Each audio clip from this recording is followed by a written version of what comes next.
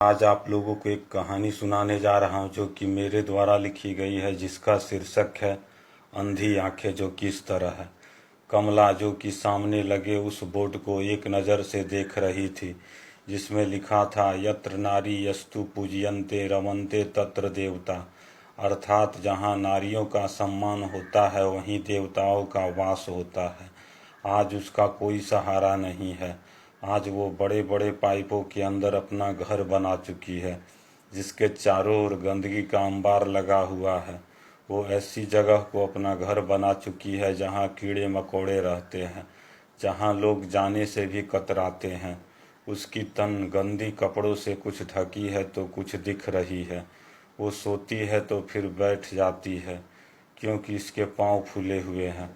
उसे फलेरिया है, लेकिन दूसरे इस बात का अंदाज़ा नहीं लगा सकते, क्योंकि उसकी पाँव साड़ी से ढकी हुई है।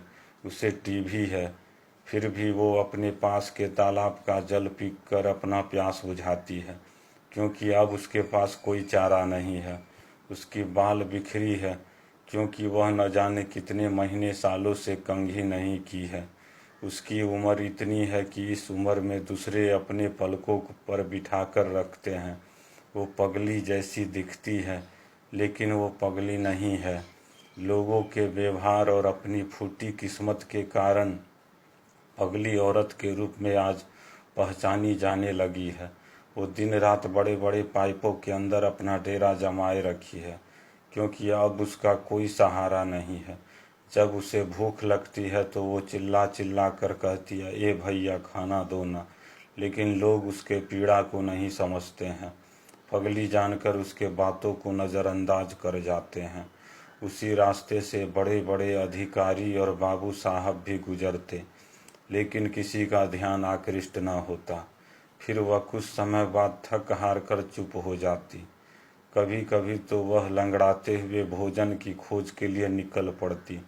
किसी किसी दिन उसे कुछ न मिलता तो वो लोगों को ऐसी भद्दी भद्दी गालियाँ देती कि जिसे सुनकर रूह कांप उठे। अब उस औरत का एक ही साथी है, आंसू। वो आंसू को हर पल अपना साथी बना चुकी है।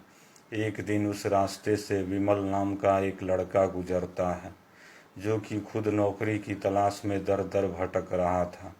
पगली औरत कमला विमल को देखते ही कहती है, ए भैया जरा इधर तो सुनिए। जब विमल पास जाता है तो वह रोते बिलखते यह बोल पड़ती है, अब आप ही बताइए, अगर हम 2-3 दिन तक भोजन न करें तो मर नहीं जाएंगे। यह सुनकर विमल हंस पड़ता है और पूछता है, क्या क्या खाना है, चलो मेरे साथ, मैं तुम्हें खिलाता हूँ। अब वो पगली कमला झटपट बोल पड़ती है, भात। लेकिन अपनी पैरों की व्यवस्था को दिखाते हुए वो जाने में असमर्थता जताती है। तब विमल खुद खाना लाकर पहुंचा देता है।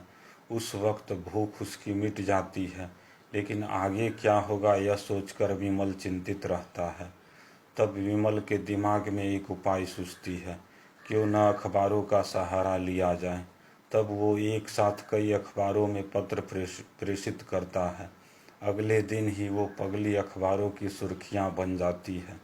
उसे लेने बड़े बड़े प्रशासनिक अधिकारी आते हैं। तब उसकी जांच बड़े बड़े अस्पतालों में की जाती है। अंत में उसे बुजुर्गों की संस्था में सदा के लिए भर्ती कर दी जाती है। अब उसका घर वहीं होता है। इस घटना के कुछ समय बाद विमल को भी अच्छी नौकरी लग जाती है। इस तरह दोनों का जीवन आनंदमय हो जाता है। दोस्तों, इस कहानी में हम देखते हैं कि जो लोग अच्छे कर्म करते हैं उसका फल हमेशा मीठा होता है।